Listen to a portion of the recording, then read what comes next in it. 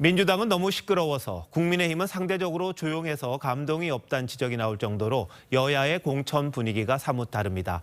특히 민주당은 하위 20% 평가를 받은 비명계 의원들의 반발, 심상치가 않습니다. 정치부 최지원 기자에게 궁금한 속사정 더 물어보도록 하겠습니다.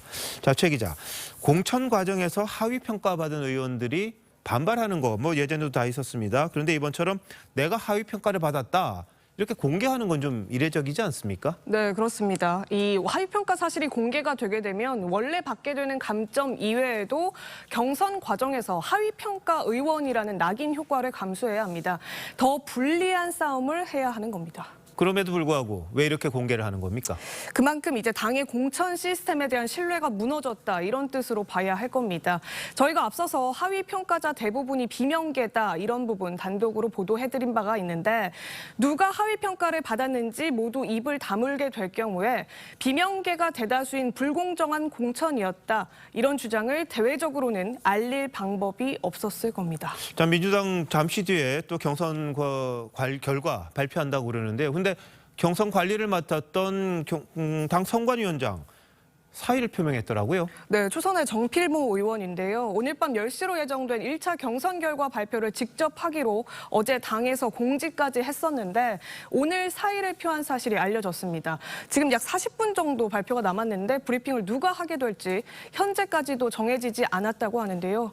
이 공식적으로는 건강상의 이유다, 이렇게 밝혔지만 최근 당내 불공정 공천 논란과도 무관치 않다, 이런 해석도 나옵니다. 정의원과 직접 한번 통화를 해보려고 했지만 닿지 않고 있는 상황입니다. 네. 자, 오늘 하위평가 사실을 공개한 의원들 중에는 이재명 대표가 물러나야 한다, 그리고 비대위를 만들어야 한다, 이렇게 요구한 의원도 있더라고요. 이게 지금 민주당을 탈당했던 원칙과 상식 의원들이 주장했던 그런 부분 아닙니까? 예, 맞습니다. 이 박영순 의원이 주장을 했는데요. 원칙과 상식은 민주당 탈당 전에 이재명 사당화가 심각한 수준이다, 이렇게 비판하면서 계파를 고루 분배한 통합 비대위가 필요하다, 이런 주장을 했었죠. 결국 하위 20%의 비명계가 대거 포함되는 상황이 벌어지니까 같은 주장이 다시 등장을 한 겁니다. 다만 당시에는 그 목소리가 4명 의원에 불과했다면 이번에는 20명에 가까운 친문 또 비명계 의원들이 집단적으로 반발을 하고 있기 때문에 그때에 비해서는 상황이 더 심각한 수준이다, 이런 말도 나오고 있습니다. 네, 여당도 일부 반발 기류가 있긴 합니다만 민주당에 비하면은 그렇게 크진 않아 보입니다. 그런데 이게 꼭 좋게 볼 건 아니다, 이런 지적도 나오더라고요. 예, 지금 벌써부터도 감동도 없고 개혁과도 먼 공천이 아니냐, 이런 지적이 나오고 있는데요. 그래서인지 저희가 어제 보도해드린 하위 10% 컷오프 명단 보도에 대해서 당에서는 다소 곤혹스러워하는 기류도 적지 않았습니다.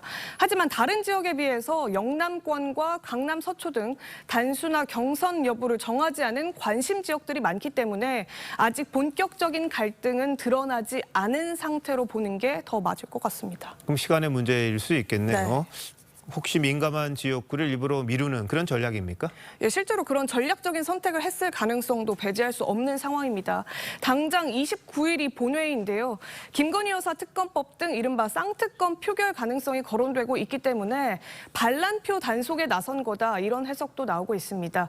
일부 경선 후보들 사이에서는 특검법 때문에 경쟁력이 없는 후보들까지 다 경선에 붙인다, 이런 불만까지도 나오고 있다고 합니다. 네, 국민의힘 입장에서는 경선 관리가 굉장히 중요하다, 공천에서 잡음이 안 나는 게 가장 중요하다, 이런 이야기를 하는 것 같아요.